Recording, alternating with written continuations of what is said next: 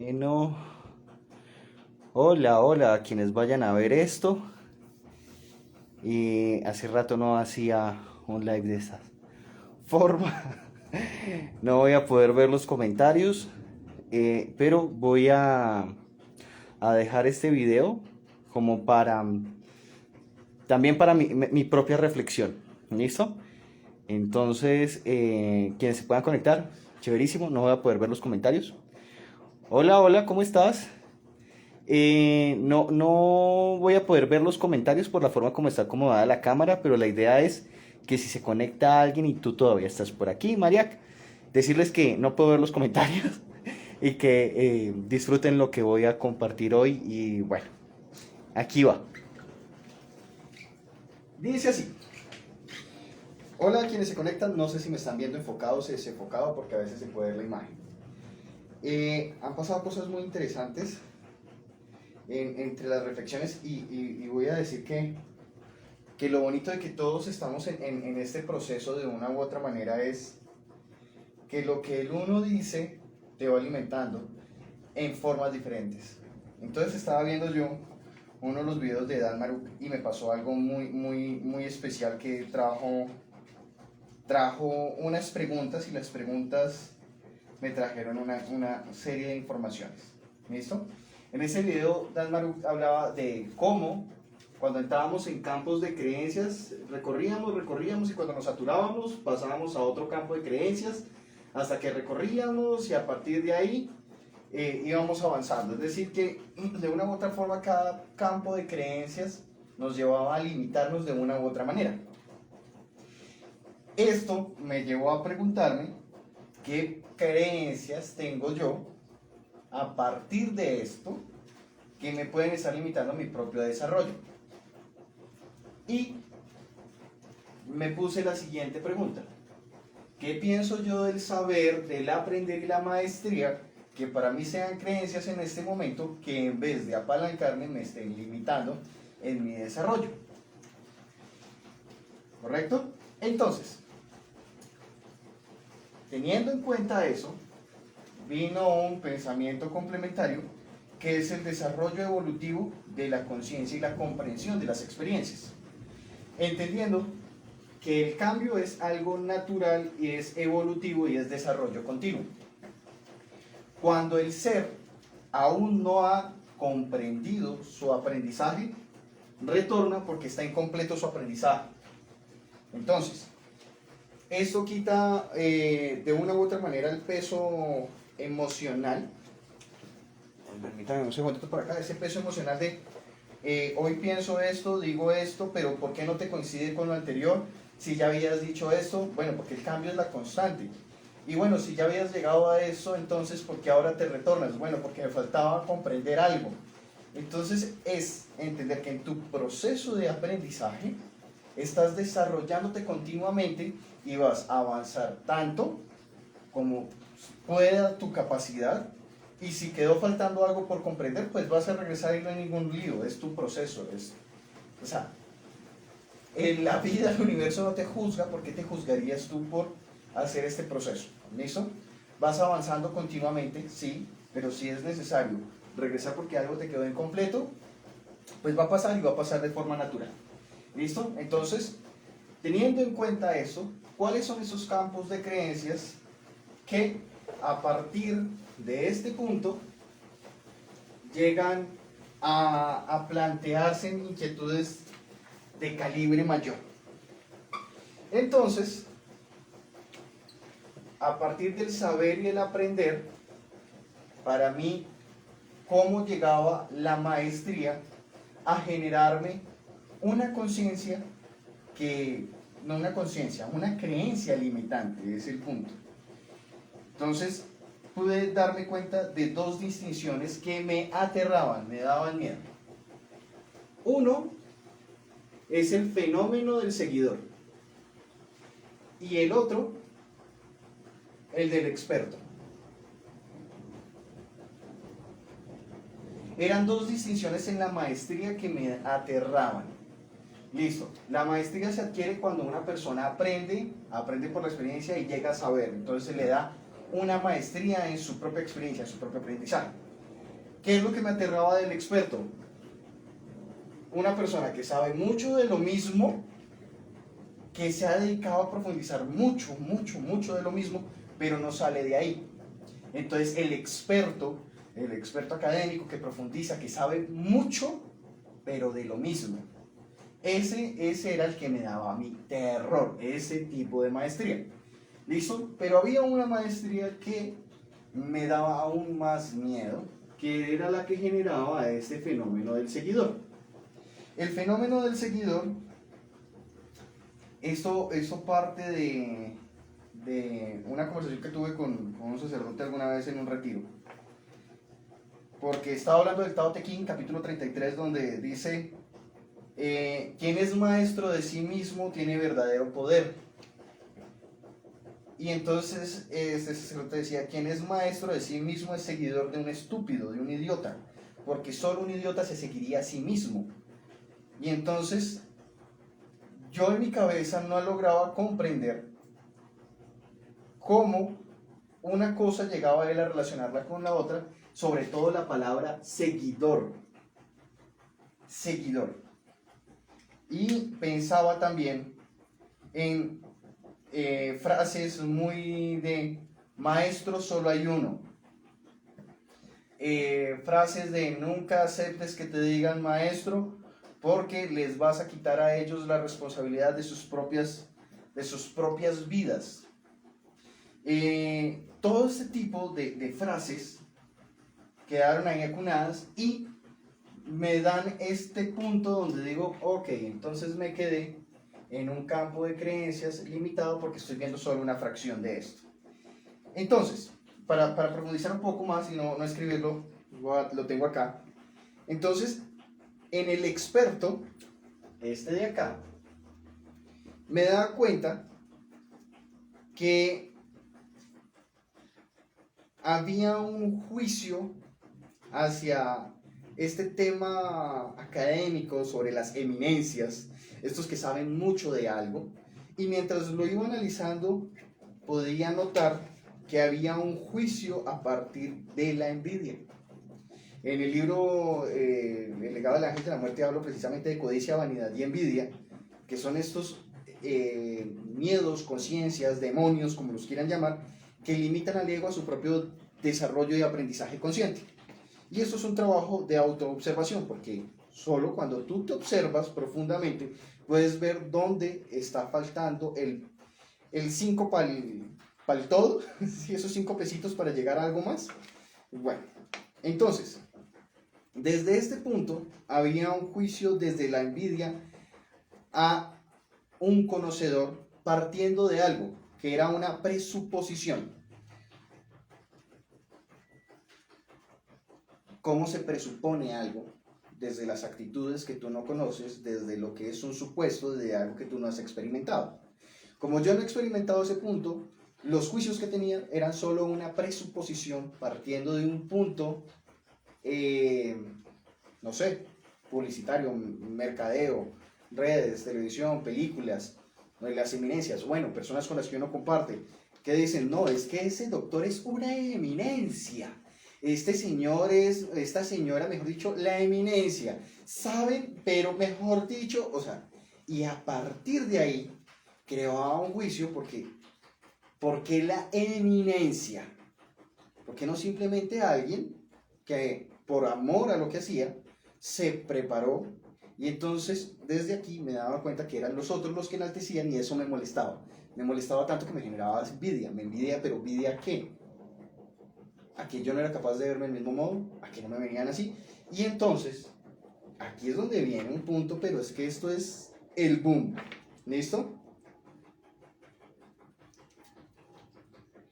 ¿Cómo una persona que no tiene suficientes recursos económicos puede hacerse un juicio de una persona que tiene más capacidad económica si no lo ha experimentado? Solo por una fracción de tiempo. O como una persona que tiene mucho dinero puede hacerse un juicio de una persona que no tiene tanto recurso económico. Hay un supuesto, hay una presuposición, no hay una exploración de la realidad. no se conoce quién es esa persona realmente en su experiencia, en su aprendizaje, en su personalidad, en su comportamiento. Entonces hay más, mucho más en todo este proceso. Se escuchan ruidos que llegó mi amadísima esposa a colaborarme. Ella va acomodando cositas. ¿Listo? Entonces,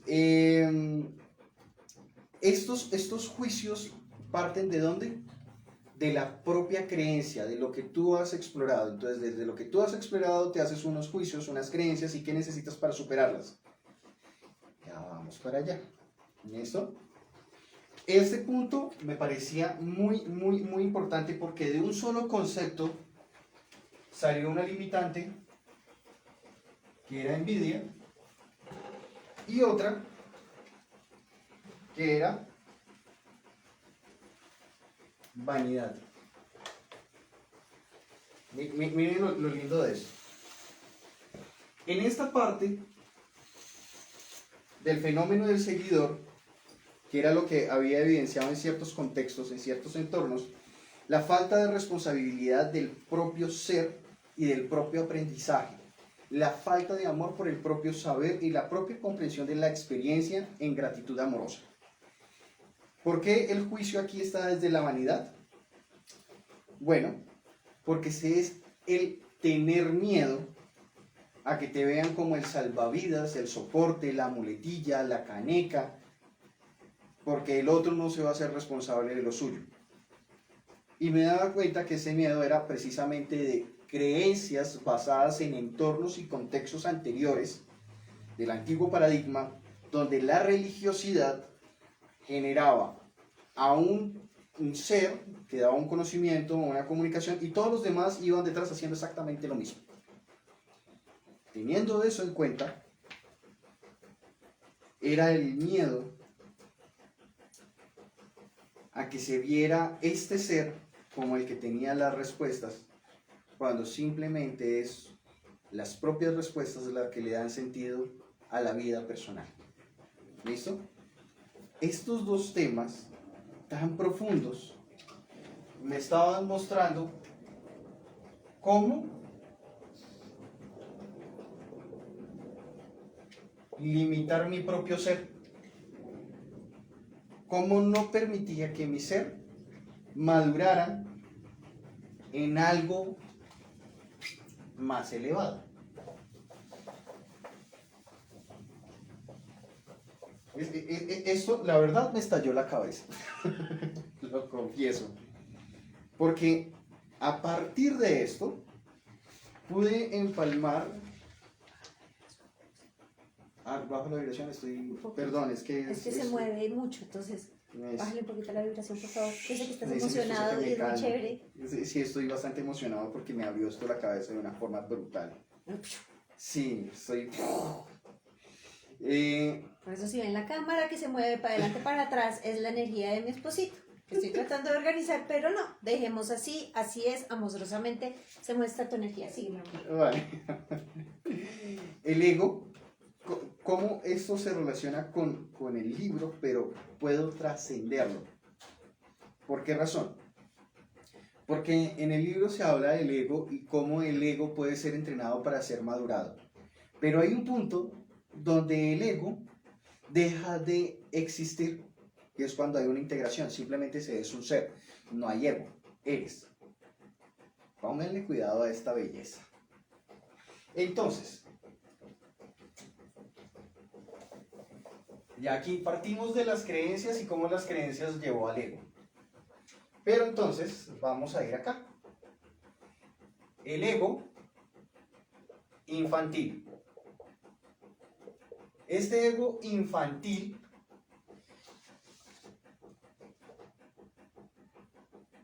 presume, por lo tanto, tiene unas características arrogantes. Como esto ya no me resonaba, podía deducir yo que ya mi ego no era infantil. Prepotente. Y yo ya sé. Para que lo miremos. cuando estabas chiquitico, o yo cuando estaba chiquitico, y mi mamá me iba a decir, Carlos Mario, así no se amarran los zapatos. O sea, yo ya sé, déjeme que yo ya sé. Carlos Mario, peínese bien, mamá, que yo ya sé cómo me debo peinar. ¿De eso? Es decir, me sentía grande, pero mis actitudes no me acompañaban. ¿Listo? El ego infantil quiere ser visto, entonces presume, y entonces, miren el nuevo juguete que tengo, ay, me lo trajeron de, hice, pum, y entonces, wow, show. Y en ese show, el ego está en una etapa infantil, no importa qué edad tengas, ¿vale? Pero hay un punto donde el ser, en su ego, adolescente. Miren, en mi forma de ser, yo busco retratarlo todo a una realidad palpable que yo pueda identificar y comparar desde lo más simple. Por eso lo pongo así, infantil, adolescente, porque es la realidad que yo puedo aquí percibir, no otra, ¿vale? Entonces, desde este ego adolescente, en la adolescencia, una de las características es la rebeldía. ¿Qué se busca en la rebeldía? Confrontar si lo que te están enseñando coincide con la realidad. ¿Listo? Si papá o mamá me están diciendo esto en casa, porque cuando yo me comporto con mis amigos no me funciona del mismo modo. ¿Cómo lo que me están diciendo en ese entorno no me funciona en el otro? Y entonces eso que te dicen no hagas, no digas, no pienses así, tú vas y lo confrontas y entonces te dicen eres un rebelde sin causa, porque de una u otra forma estás queriendo comprobar si ese campo de creencias que te enseñaron cuando niño sigue aplicando en tu adolescencia y ya te das cuenta que no te funciona tan igual, hay unas cosas que dejas, hay otras que incorporas, hay otras que simplemente las cambias. ¿Listo? En la rebeldía empiezan a aparecer las contradicciones, esas polaridades donde, venga, ¿cómo es que usted se cree grande pero se sigue comportando como un niño? ¿Cómo es que avanzó pero sigue haciendo esto? ¿Cómo es que hace esto pero se piensa esto? ¿Sí? Entonces esta contradicción, esta polaridad es de un ego que está pasando por su adolescencia. Por lo tanto, duele, porque es ahí donde entra el me hicieron, me pasó, es que no hay una responsabilidad directa sobre la experiencia de la vida, porque de una u otra forma aún es dependiente del campo de creencia y del entorno. ¿Listo? Esta adolescencia tiene algo muy particular.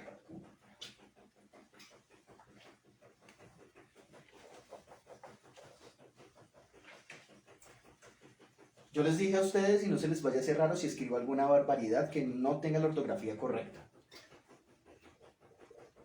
Hipocresía. ¿Listo? Y una falsa humildad.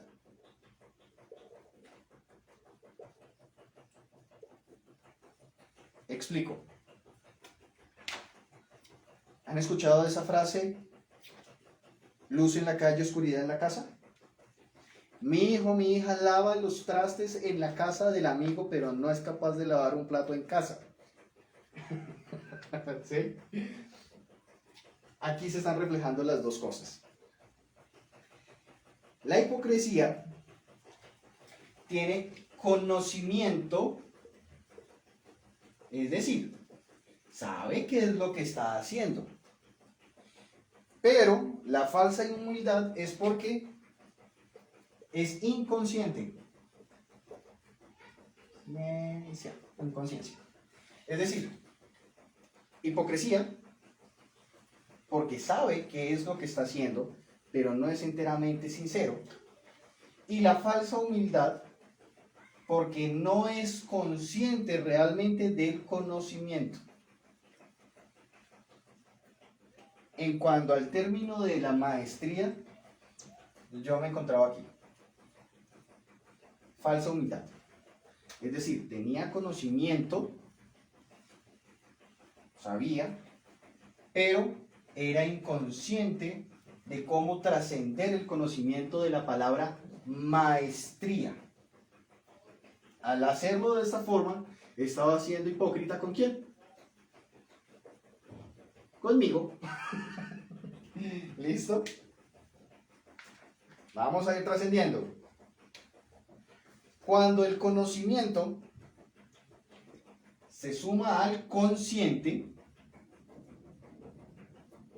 este ser pasa a otro estadio que es de un ego adulto. Un ego adulto, un ego maduro.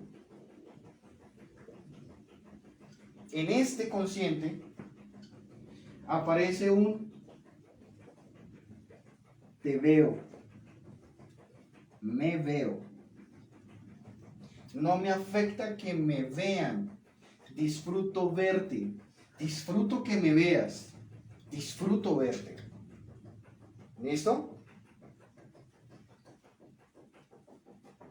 Aparentemente aquí la maestría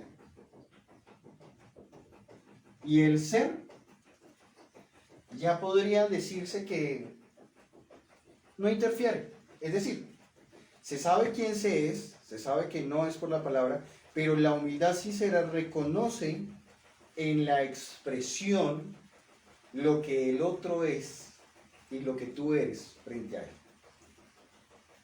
¿Va? Sin embargo,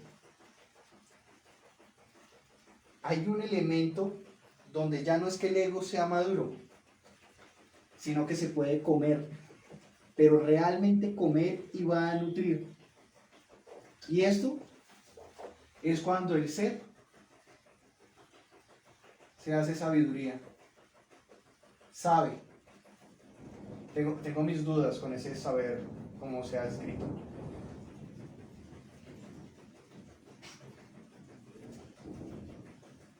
Ustedes perdonarán cómo me encuentro en ese momento, pero es que estoy extasiado.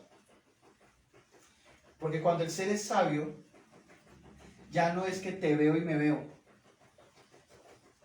Tú eres y yo soy. Cuando tú eres, yo soy, el ego quedó integrado. Ya no importa si hay ego o no. No importa la expresión como expresión, porque la expresión en sí tiene un carácter subjetivo. Es la vibración misma de lo que se transmite. Ejemplo. No es lo mismo, en una palabra coloquial, que te digan mucho bobo, que te digan bobo. ¿Listo? Es más, en esto ya podemos empezar a hablar de una vibración diferente en la frecuencia de la palabra, porque yo puedo perfectamente expresar mi estado emocional diciendo 777, 777, 77, 777. No estoy diciendo nada en concepto, pero se está transmitiendo lo que estoy queriendo transmitir. Entonces se desvirtúa la palabra del concepto para llegar realmente a la carga energética vibratoria que en ella hay. ¿Listo? Y cuando el ser se hace sabio,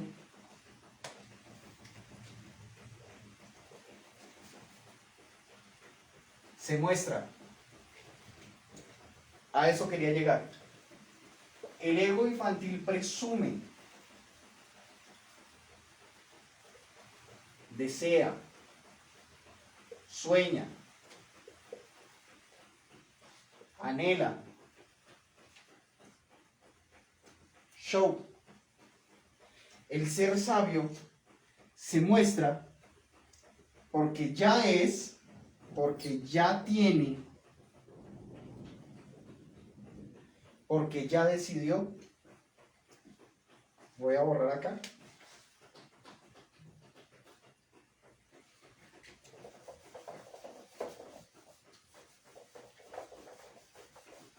Momentito, no se me desesperen. Paciencia, paciencia.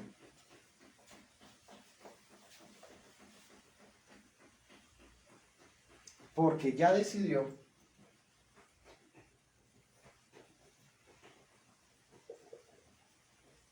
avanzar. Y avanzar requiere soltar. Pero no solo soltar aquello que tú dices me incomoda, ya me fastidia, me rechazó. Soltar aquello que tú crees que es... No, un momentito. Suelta aquello que crees saber, aquello que crees tener, aquello que crees poseer. Suéltalo, avanza.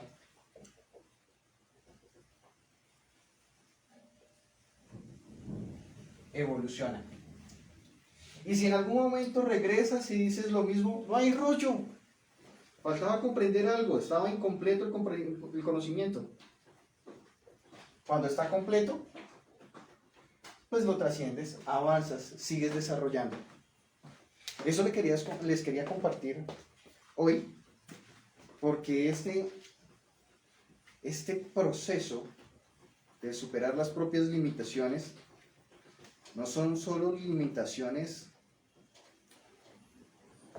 materiales, son las mentales, son las emocionales, son las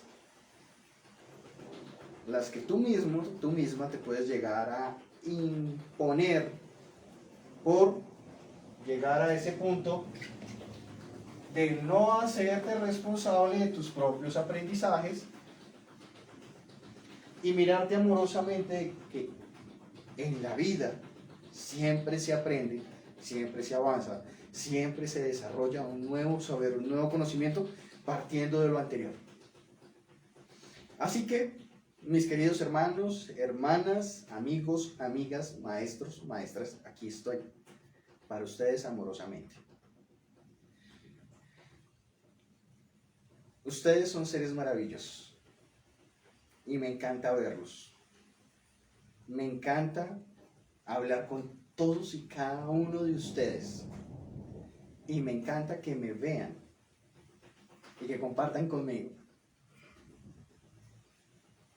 Así que aquí estoy porque ustedes, muchos han estado para mí. Ustedes me han abrazado desde diferentes fronteras, en diferentes momentos, y yo los abrazo también a ustedes.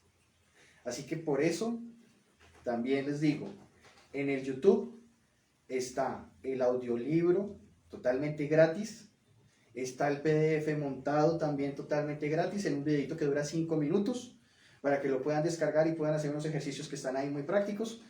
Y también está el listado para que lo quiera físico también, o sea, eso es para ustedes, esta experiencia es para ustedes. Y aprovecho este instante para decir gracias a todos y cada uno de estos grandes maestros de la vida que en diferentes escalas me han entregado lo más hermoso de lo que son. Y eso los incluye a todos. No hay un especial más uno, un especial menos otros, no todos. Que claramente a muchos los conocí gracias a este encuentro hermoso con Maika. A este encuentro de ver esas sonrisas, de comer ese delicioso asado argentino, de tomar una soda bien fría, un 31 de diciembre en una laguna en Argentina. Personas hermosas he conocido, con las que he compartido. Así que, gracias. Sí. Tefe Reyes, te veo a ti hermoso bro. Carolina, te veo amigo querido. Tu esposita te veo mi amor.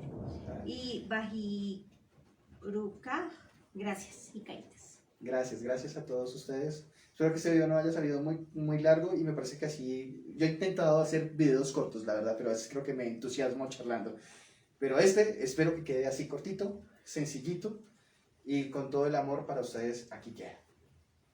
Les amo.